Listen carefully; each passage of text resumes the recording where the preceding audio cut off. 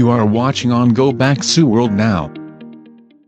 오늘은 2023년 상반기 개봉한 주요 영화들을 흥행 성적 순으로 간단하게 정리해 보겠습니다. 휴가철 해외로 떠나는 것도 좋지만 만약 여의치 않다면 하루 종일 극장이나 집에서 그동안 못 본 영화들을 감상하는 것도 휴가를 보내는 좋은 방법이라고 생각합니다. 15위는 프레시입니다. 할 말이 많은 영화죠. 에즈라 밀러의 호연, 마이클 키튼의 배트맨, 샤샤 카이의 슈퍼걸 등 긍정적으로 평가하는 관객들도 적지 않은 작품이지만 에즈라의 기행에 대한 불호와 PC 논란, 많지 않은 액션씬에 대한 혹평도 적지 않았습니다. 결정적으로 영화 내용면에서 2시간 동안 프레시의 행적을 통해 과거를 함부로 바꾸면 안 된다는 교훈을 주다가 갑자기 마지막에 토마토 소스의 위치를 바꾸는 행동을 함으로써 특별한 메시지를 전달하지 못한 평작이 되고 말았습니다. DCU 작품 중에서 원더우먼 1984, 더 수어사이드 스쿼드와 함께 사상 최악의 실패를 한 작품입니다. 자세한 리뷰는 지난 영상을 참고 부탁드립니다. 14위는 크리드 3입니다. 너무나도 유명한 로키의 스피노프 작품입니다. 1위 편에서는 로키가 출연하기도 했었습니다. 주연 및 감독은 블랙팬서의 에릭 킬몽고로 유명한 마이클 B 조던입니다. 연출에도 재능이 있는지 전작들보다 더 큰 성공을 했습니다. 영화적인 재미가 충분함에도 불구하고 한국 영화 시장에서는 유독 흑인 복서 이야기는 인기가 없어서 흥행하지는 못하고 있지만 스포츠, 인간 승리 좋아하시면 충분히 감상해볼 만한 작품입니다. 로키를 재미있게 보신 분이라면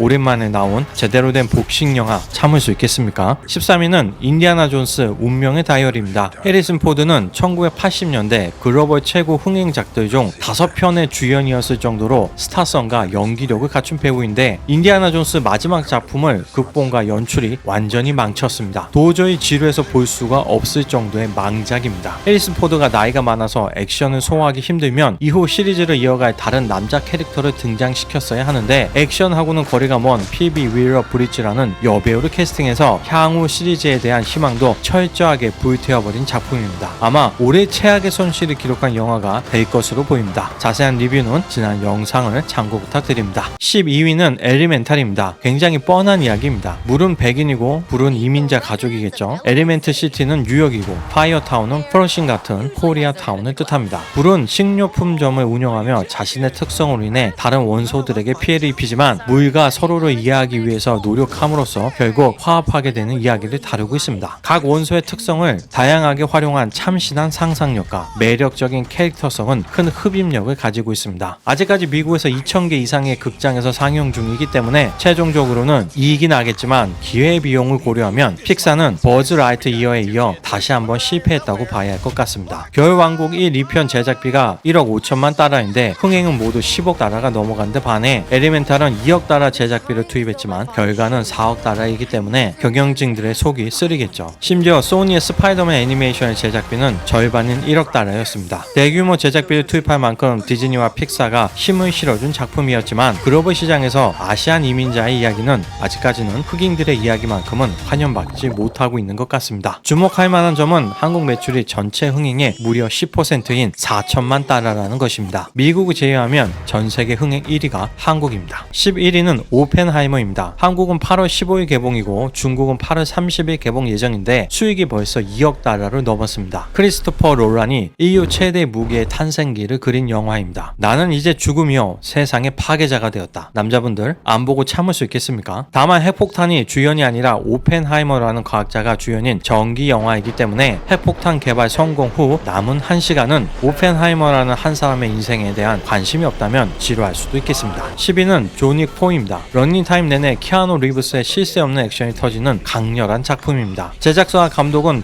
블록버스터로는 비교적 적은 금액인 1억 달러의 제작비로 시리즈 최고 퀄리티의 작품을 뽑아냈습니다. 일반적으로 후속편이 나오면 나올수록 진부한 설정, 본 듯한 액션 장면이 반복되는 게 다른 액션 영화 시리즈에서는 일반적이지만 존 윅은 총 4편의 시리즈 중 단 한 편만 봐야 한다면 자신있게 4편을 추천드릴 수 있을 것 같습니다. 9위는 트랜스포머 비스트의 서막입니다. 관객들은 트랜스포머 시리즈의 훌륭한 서사나 짜임새 있는 개연성을 기대 안 한 지 이미 오래되었습니다. 남은 기대는 오직 화끈한 로봇 액션과 선남선녀를 보는 맛인데 이런 캐스팅 여러분은 용서할 수 있습니까? 전편 범부이비가 좋은 성과를 냈다고 벌써 초심을 잊은 걸까요? 슈퍼히어로 랜딩을 따라한다고 누나 다 아이언맨이 될 수 있는 건 아닙니다. 옵티머스 프라임을 단순히 고향으로 돌아오고 싶어 안달난 오토봇으로 묘사한 것과 마지막 G.I. 조와의 연기는 선을 심하게 넘은 게 아닌가 싶습니다. 제작비가 무려 2억 달러인데 이럴 거면 차라리 마이클 베이를 다시 데려오는 게 훨씬 낫지 않나 싶습니다. 10년 전 촬영한 트랜스포머보다도 훨씬 못합니다. 8위는 미션 임파서블 데드 레커닝 파트 1입니다. 아직 미국 내 3천여 개 극장에서 상영 중이기에 속단하기는 이르지만 흥행 성공 여부가 매우 불확실합니다. 올해 미국보다는 동아시아 상국의 매출이 더 컸던 시리즈인데 현재는 미국 1억 4천만 달러, 한일 중 합계가 8,300만 달러로 신통치 않습니다. 톰 크루즈의 스턴트는 여전히 대단했지만 이단 헌트의 액션은 새로울 게 없었고 지루한 이야기가 흥행의 발목을 잡은 것으로 보입니다. 하편이 나올 때쯤이면 전편은 기억도 안 날 것 같습니다. 톰 크루즈와 지금도 사귀는지 아니면 헤어졌는지는 모르겠지만 헤일리 엘웰을 그레이스로 등장시키면서 일사 파우스트를 퇴장시킨 건 큰 실책으로 보여집니다. 7위는 앤트맨과 와스프 퀀텀 매니아입니다. 줄거리는 간단합니다. 개념 없는 딸이 친 사고를 뒤처리하는 앤트맨과 과거를 숨기는 할머니 그리고 정복자 캉을 소개하는 내용입니다. 앤트맨 캐릭터는 여전히 매력적이고 폴 러드 역시 좋은 연기를 보여주었지만 유쾌한 분위기는 거의 다 사라지고 매우 지루한 전개만 남았습니다. 분명 영화의 포장은 앤트맨인데 내용은 할머니, 딸, 손녀로 이어지는 여성 화이극을 만들고 싶었던 것 같습니다. 디즈니는 포장지로 남자 관객들을 끌고 내용물로는 여자 관객들을 만족시키고 싶은가 본데 둘 다 잡으려다가는 하나도 잡을 수 없다는 걸 아직도 모르는 것 같습니다. 6위는 인어공주입니다. 흥행 실패했으면 좋겠다는 의미로 관련 영상을 3개나 올렸었는데 안타깝게도 극장 상영을 통해 손익분기점에 거의 도달한 것으로 보여집니다. 약간 손해가 있다고 해도 디즈니 플러스에서 흑인 구독자들을 끌어들일 수 있을 것이며 관련 상품들 역시 성공적으로 런칭했기 때문에 비록 수많은 비난을 받았지만 디즈니는 적어도 금전적으로는 최악의 결과는 피해갈 수 있게 되었습니다. 자세한 리뷰는 지난 영상들을 참고 부탁드립니다. 벌써부터 히스패닉 백설공주의 영화가 기다려지네요. 5위는 스파이더맨 어크로스 더 유니버스입니다. 엘리멘타 절반의 제작비로 대박이 난 작품입니다. 주인공인 마일스 모라레스의 부모는 흑인과 히스패닉으로 소수인종이고 성은 어머니의 성인 모라레스를 따라서 소수인종과 페미니스트를 위한 영화가 아닌가 하는 논란들이 있었지만 1편에 이어 2편 역시 좋은 평가를 받았습니다. 다만 미국 카툰식 전개와 색다른 화면 구성, 현란한 색감 등이 미국과 젊은 세대들에게는 제대로 먹혔지만 지나치게 화려한 화면에 따른 불호감도 적지 않습니다. 흥행 순위 상위 15편의 영화 중에서 미국 내 매출 비중이 가장 높은 작품입니다. 자세한 리뷰는 지난 영상들을 참고 부탁드립니다. 4위는 분노의 질주 라이드 오 다이입니다. 올해 상하편으로 나눠서 개봉한 영화가 총 3편이 있습니다. 미션 임파서블, 스파이더맨 그리고 분노의 질주인데 모두 중간에서 갑자기 끊기는 듯한 스토리에 대해서 좋은 평가를 받지 못했습니다. 현재 헐리우드 파업 등의 상황을 고려하면 적어도 1년 이상 기다려야 하편을 볼 수 있을 텐데 기다리는 관객들 입장에서는 답답한 일입니다. 이 영화의 가장 큰 장점이라면 제이슨 모모아가 연기한 악역 단테 라이즈입니다. 그 외에는 별다르게 할 말이 없네요. 폐업하는 가게가 성대하게 창고를 정리하는 걸 보는 느낌입니다. 3위는 바비입니다. 전형적인 페미니즘 영화입니다. 현재 미국 4,000개 이상의 극장에서 상영 중인데 흥행 추이로 보면 10억 달러 이상의 대박이 터질 가능성이 적지 않습니다. 심지어 미국 내 오프닝은 1억 6,200만 달러로 올해 개봉한 영화 중 최고입니다. 이런 대단한 성공은 미국에서 얼마나 페미니즘이 인기가 있는지 또한 전 세계적으로 얼마나 빠른 속도로 퍼지고 있는지를 증명하는 사례라고 볼 수 있겠습니다. 마고 로비는 하리퀸에 이어 자신을 대표하는 인생 캐릭터가 하나 더 생겼습니다. 2위는 가디언즈 오브 갤럭시 볼륨 3입니다. 러닝타임이 길어서 좀 지루한 부분도 있지만 요즘 다른 마블 영화와 비교하면 수작입니다. 가디언즈 오브 갤럭시 3부작의 마무리를 감동적으로 잘 마무리 지었습니다. 특히 어느 한 캐릭터에 치우침 없이 분량을 골고루 안배했다는 건 극본 단계에서부터 매우 심혈을 기울였다는 것을 알 수 있습니다. 올드보이의 장도리 액션씬을 참고했다는 후반부 우주선 통로에서의 대결 장면은 몇 번이고 다시 돌려보고 싶을 정도로 잘 만들었습니다. 영화 특유의 분위기가 유쾌해서 그렇지 12세의 관람가 치고는 잔인한 동물 실험과 그로테스크한 디자인들이 적지 않게 나오니 주의해야 합니다. 워낙에 매력적인 캐릭터들이라서 후속편이 나와도 될 것 같은데